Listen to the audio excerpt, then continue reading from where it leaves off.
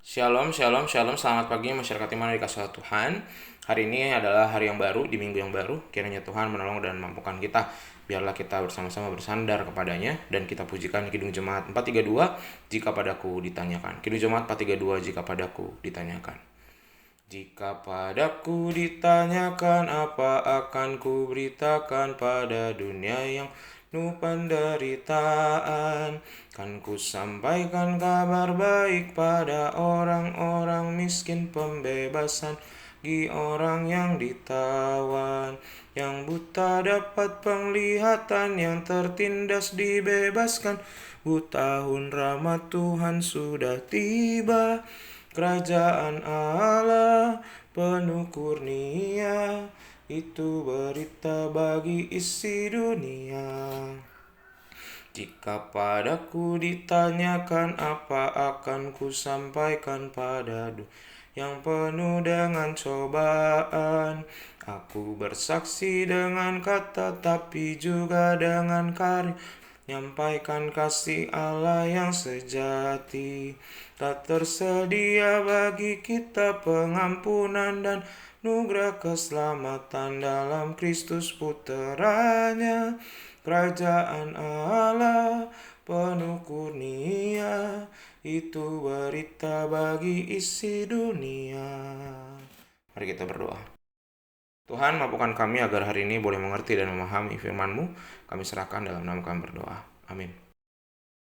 Bersama-sama kita membuka kitab yang baru, Ezra 1 ayat 1 sampai 11. Kitab yang baru, Ezra 1 ayat 1 sampai 11 menjadi bacaan kita hari ini. Ini kisah tentang bagaimana umat keluar dari pembuangan. Ezra 1 ayat 1 sampai 11. Dengarkanlah sabda Tuhan. Pada tahun pertama zaman Kores, Raja Negeri Persia, Tuhan menggerakkan hati Kores, Raja Persia itu untuk menggenapkan firman yang diucapkan oleh Yeremia, sehingga disiarkan di seluruh kerajaan Kores secara lisan dan tulisan pengumuman ini.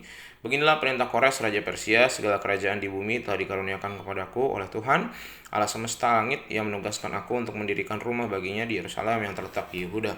Siapa di antara kamu termasuk umatnya, Allahnya menyertainya, bila ia berangkat pulang ke Yerusalem yang terletak di Yehuda, dan mendirikan rumah Tuhan, Allah Israel, yakni Allah yang diam di Yerusalem. Dan setiap orang yang tertinggal dimanapun ia ada, datang sebagai pendatang, harus disokong oleh penduduk setempat dengan perak dan emas, harta benda dan ternak, di samping persembahan sukarela bagi rumah Allah yang ada di Yerusalem. Maka berkemaslah kepala-kepala kaum keluarga orang Yehuda dan orang Benyamin, serta para imam dan orang-orang Lewi, yakni setiap orang yang hatinya digerakkan Allah untuk berangkat pulang dan mendirikan rumah Tuhan yang ada di Yerusalem. Dan segala orang di sekeliling mereka membantu mereka dengan barang-barang perak, dengan emas, harta benda, dan ternak, dan dengan pemberian yang indah-indah, selain dari segala sesuatu yang dipersembahkan dengan sukarela. Pula Raja Kores menyuruh mengeluarkan perlengkapan rumah Tuhan yang telah diangkut Nebukadnezar dari Yerusalem dan yang ditaruhnya di dalam kuil Allahnya. Kores, Raja Persia itu, menyuruh mengeluarkan semuanya itu di bawah pengawasan Mitradat, bendahara raja, yang menghitung seluruh bagi Sesbasar, pembesar di Yehuda. Inilah daftarnya: 30 bokor emas, 1000 bokor perak, 29 pisau, 30 piala emas, pula 410 piala perak, 1000 buah barang-barang lain. Barang-barang emas dan perak itu seluruhnya berjumlah 5.400. Semuanya dibawa oleh Sesbazar sewaktu orang-orang buangan itu dibawa pulang dari negeri Babel ke Yerusalem. Bapak Saudara, kitab Ezra menceritakan suatu permohonan baru bagi umat. Setelah 70 tahun lamanya tertawan di pembuangan, mereka dibebaskan dan diperbolehkan kembali ke Yerusalem. Bahkan Raja Kores, Raja Persia saat itu, mencukupi dan merestui persiapan, persediaan, dan perjalanan mereka. Dari manakah kebaikan raja itu dan dari mana kedaulatan Allah? Sekalipun Raja Kores tidak mengenal Allah dan tidak mengetahui rencana-rencananya, namun demikian Allah memakai Kores untuk membebaskan umatnya. Allah berdaulat penuh memerintah dunia dengan jalan memberikan pengaruhnya kepada manusia dan meletakkan pemikiran itu dalam diri manusia. Tuhan penggerak hati umatnya. Allah sanggup mengubah segala dunia sendirian. Namun demikian ia campur tangan di dunia justru untuk kepentingan umatnya, agar bangsa Israel dikembalikan bukan saja ke tanah milik mereka, tetapi kepada Tuhan sendiri. Untuk itu hati mereka pun digerakkan Allah semata-mata supaya mereka dapat mengambil bagian dalam kemuliaannya. Tuhan rindu supaya Kristen dapat memahami, menghayati, dan hidup di dalam kehendak dan rencana Allah yang indah bagi kita.